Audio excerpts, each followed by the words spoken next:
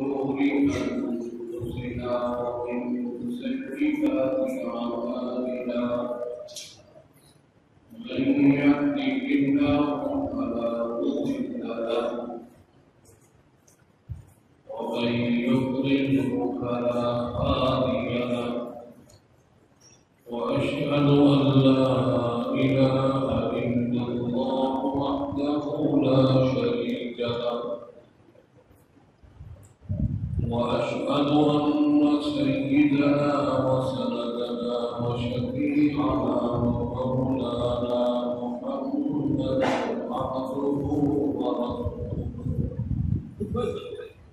أما بعد فقد قال الله تبارك وتعالى في الكلام المجيد والفرقان الحميد أعوذ بالله من الشيطان الرجيم بسم الله الرحمن الرحيم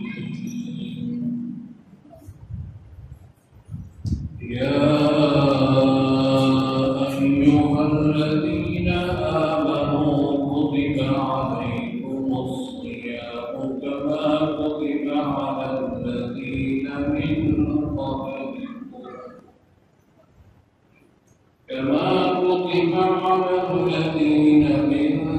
قبلكم لعلكم تتقون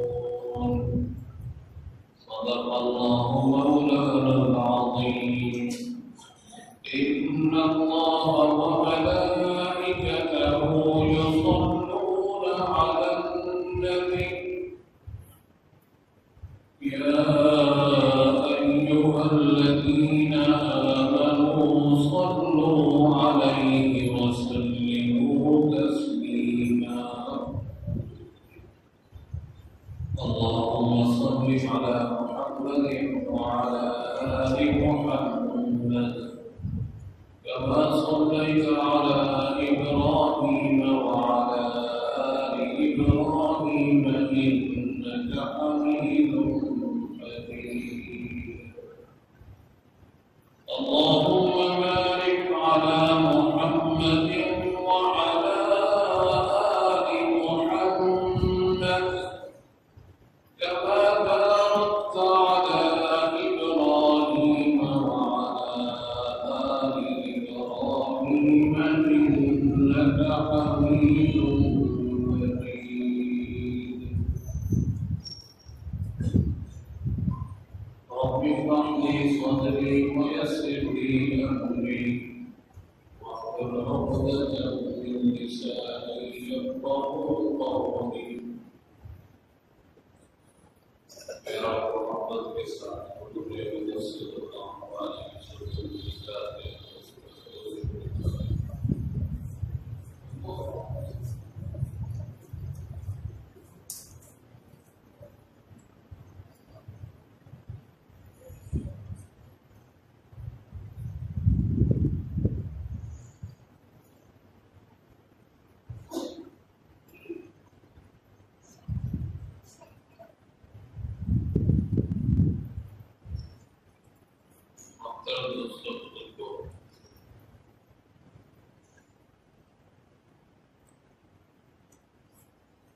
अल्लाह तबारक व तआला ने रोज़े फर्ज किए ताकि हमारे अंदर तक़वा आ जाए। तक़वा कहते हैं अल्लाह से डरने को।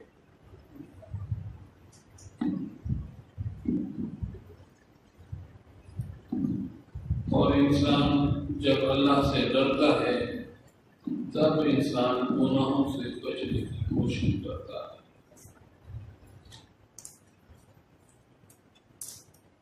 ये जरूरी नहीं कि इबादत गुजार हो और अल्लाह से डरने वाला, जरूरी नहीं कि सदका और खैरात करने वाला हो और अल्लाह से डरने वाला हो,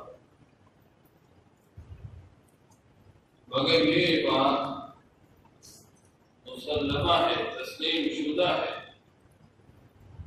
کہ جو اللہ سے ڈرنے والا ہوگا وہ گناہ نہیں کرے گا، وہ گناہوں سے بچنے کی کوشش کرے گا۔ اس لیے اللہ تعالیٰ چاہتے ہیں کہ میرے بندوں کے اندر تقویٰ آ جائے، اللہ کا ڈر آ جائے،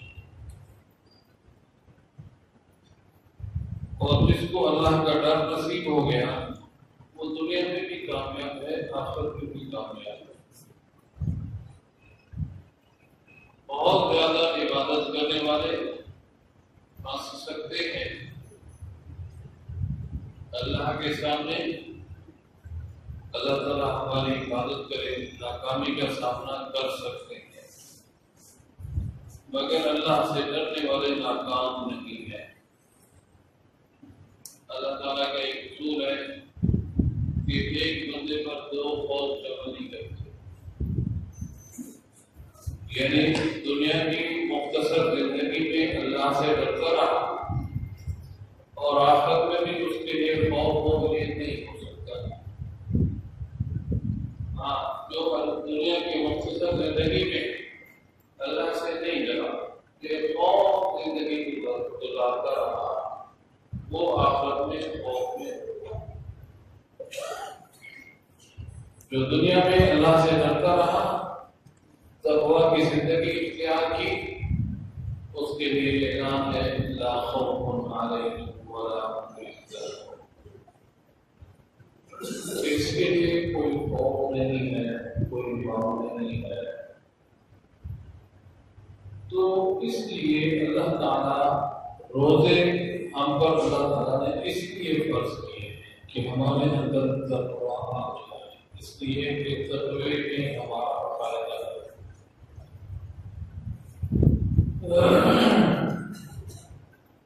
اور جو بندہ اللہ سے ڈرنے والا ہوگا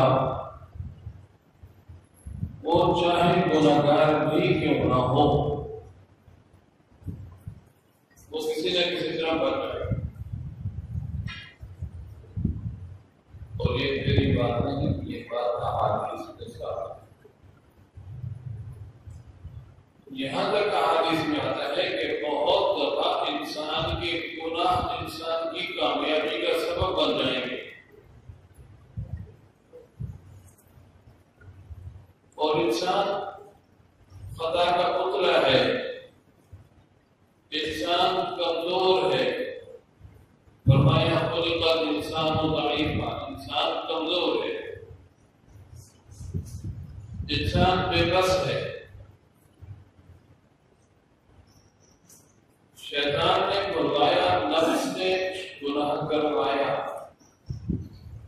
لیکن اللہ کا ڈر دل میں پیدا ہوا، تقویٰ دل میں تھا، تو احساس ہوا کہ میں تو بول بیٹھا، میں تو اپنے لیے تباہی کا سامان کر بیٹھا۔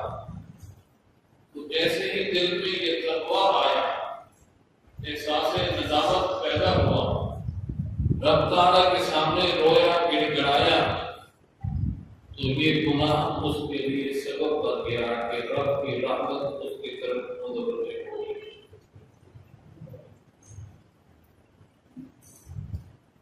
اس لیے روزے کی اہمیت کو سمجھنے کی کوشش کریں۔ اگر تقویٰ ہے، اللہ چاہتے ہیں کہ روزے اس لیے فرض کیے کہ تمہارے اندر تقویٰ آ جائے۔ اگر تقویٰ ہے تو ایمان سلامت رہنے کی امید ہے۔ ایک آدمی کے اندر تقویٰ نہیں، تقویٰ سے مراد اللہ کا ڈر نہیں ہے، وہ کہتے ہیں کہ میں تو 5 وقت کا نماز پڑھنے والا ہوں، میں تو روزے رکھنے والا ہوں، میں تو تہجد پڑھنے والا ہوں، میں تو قرآن کی تلاوت کرنے والا ہوں، میں بڑا علامہ، بڑا فہامہ ہوں، میں بڑا پیر طریقت ہوں۔ تو یہ اس گمان میں زندگی گزارتا رہا، اللہ کا ڈر دل میں پیدا نہیں ہوا۔ نتیجہ کیا ہوتا ہے کہ آخر انجام اللہ ہماری حفاظت کرتا ہے۔ اللہ تعالیٰ ایسے بے باک بندے کو، ایسے بے خوف بندے کو جس کے دل میں اللہ کا ڈر نہیں ہے، اللہ اس سے ایمان کی دولت سلب کر رہے تھے. جب ایمان نہ رہا تو پھر کسی قسم کی شفاعت نہ رہی، پھر اس کے لیے کسی قسم کے خیر کے فیصلے نہ رہے. اس لیے اللہ سے ڈرنا چاہیے، جتنا ہو سکے اپنے دل میں اللہ کا ڈر پیدا کرنا چاہیے تاکہ ایمان کا مسلک سلامت رہے. یاد رکھیے گا، نوافل کی کثرت سے، عبادات کی کثرت سے، صدقہ و خیرات کی کثرت سے بخشش نہیں ہوگی. اپنی بات نہیں، احادیث کی روشنی میں عرض کر رہا ہوں. احادیث میں یہ بات ثابت ہے، بخشش ہوگی تو اللہ کے ڈر کی وجہ سے ہوگی.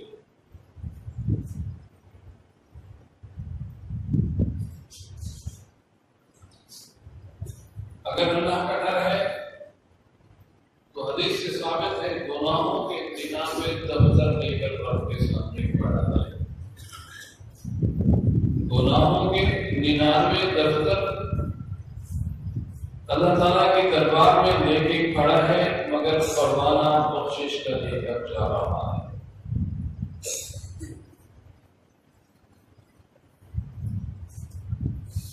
اور شریعت کا ایک اصول ہے کہ جب ہم کسی بندے کو مزدوری پر رکھتے ہیں تو اس سے ہمارا ایک معاہدہ ہوتا ہے کہ اتنے بجے سے اتنے بجے تک آپ نے یہ کام کرنا ہے.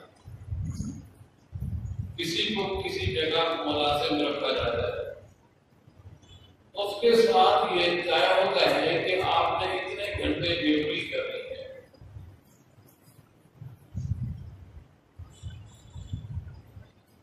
اب مزدور کے ساتھ جو طے ہو جاتا ہے، مزدور کو اتنی ڈیوٹی دینی پڑتی ہے. اگر کبھی ایسا ہو کہ کام بڑھ گیا، مالک نے کہا تھوڑا ٹائم اور بنا دو، اب شریعت یہ کہتی ہے کہ اس بندے کو اوور ٹائم دو. تو ہم نے طے کیا تھا روز کے 8 گھنٹے، لگوائے تو ہم نے 10 گھنٹے. اب شریعت یہ کہتی ہے کہ اس بندے کو جو 2 گھنٹے زیادہ لگائے ہیں اس کے بدلے میں جو اس کا حق بنتا ہے وہ اس کو دو. یہ اللہ اور اللہ کے رسول صلی اللہ علیہ وسلم کا حکم ہے. تو اگر بندہ اللہ تعالیٰ سے ڈرتا رہے، اللہ کا خوف دیتے رہے، اپنے اعمال پر فخر و غرور کا مظاہرہ نہ کرتا ہو، اپنے اعمال پر بھروسہ نہ کرتا ہو، بلکہ اللہ سے ڈرنے والا ہو، تو یہاں تک ثابت ہے کہ روز حساب اللہ تعالیٰ جب اپنے بندوں کی بخشش پر آئیں گے تو 99 دفتر گناہوں کے لے کے کھڑا ہوگا، مگر پھر بھی بخش دیا جائے گا.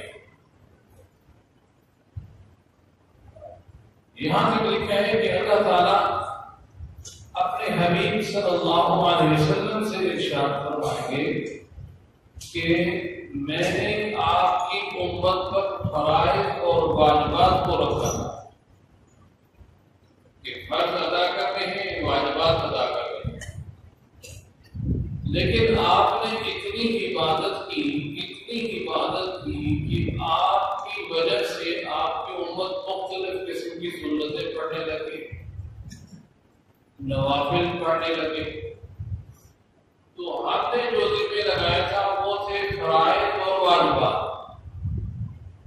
اب آپ کی وجہ سے آپ کی امت نے سنتیں بھی ادا کی، سنتوں پر بھی عمل کیا اور نفل عمل بھی کرتی رہی، تو یہ ایک قسم کا ہم نے ان سے اوور ٹائم لیا ہے. سمجھے بات؟ یہ اس کے لیے ہوگا جو دنیا کی مختصر زندگی میں اللہ سے ڈرتا رہا۔ اللہ تعالیٰ فرمائیں گے کہ میرے حبیب ہم نے ان کے اوپر رکھا تھا کہ انہوں نے فرائض کو ادا کرنا ہے، واجبات کو ادا کرنا ہے، لیکن چونکہ آپ نفل عبادت کثرت سے کرتے رہے، آپ سنتے ادا فرماتے رہے، تو آپ کے امتی بھی اس کام کو کرنے لگے۔ تو اس کا مطلب یہ ہے کہ انہوں نے جو زیادہ عبادت کی ہے یہ ان کے اوپر جو لازم تھا اس سے زیادہ نہیں، یہ اضافی بوجھ ان پر ہم نے رکھا ہے۔ آپ کی وجہ سے ان پر اضافی بوجھ پڑا کہ کرنا تھا فرض اور واجب، اب یہ سنتے بھی کرنے لگے، نفل بھی کرنے لگے۔ لہذا اللہ تعالیٰ فرمائیں گے میرے حبیب ہمارا حکم یہ تھا ہمارے بندوں کے لیے کہ جو ڈیوٹی طے ہو جائے، جو تنخواہ طے ہو جائے، جو وقت طے ہو جائے، اس سے زیادہ اگر کریں گے تو وہ دینا پڑے گا، جس کو ہم آج کل کے زمانے میں اوور ٹائم کہتے ہیں کہ 2 گھنٹے زیادہ لگا دیے تو بھی اس کا حق ہے۔ تو اللہ تعالیٰ بندوں کے بارے میں اپنے حبیب صلی اللہ علیہ وسلم سے فرمائیں گے میرے حبیب آپ کی وجہ سے انہوں نے سنتے بھی زیادہ ادا کی ہیں، نفل بھی زیادہ ادا کیے ہیں، لہذا ان کا حق بنتا ہے کہ وہ اوور ٹائم دیا جائے۔ اب اوور ٹائم کیا ہوگا؟ اللہ تعالیٰ فرمائیں گے میرے حبیب آپ کا حق ہے کہ آپ ان کی سفارش کرتے جائیں، اور میرا حق ہے کہ میں ان کی مغفرت کرتا چلا جاؤں۔ ہوگا کس لیے؟ ہوگا کس کے لیے؟ جو اللہ سے ڈرنے والا ہو۔ اس لیے روزے فرض کیے لعلکم تتقون، تاکہ تمہارے اندر اللہ کا ڈر آ جائے، اللہ کا خوف آ جائے۔ پھر بخشش کی انتہا دیکھیں، میں بار بار عرض کر رہا ہوں، سمجھنے کی کوشش کریں، عبادات سے بخشش نہیں ہوگی، صدقہ و خیرات سے بخشش نہیں ہوگی، نمازوں سے بخشش نہیں ہوگی، ہوگی تو اللہ کے ڈر سے ہوگی۔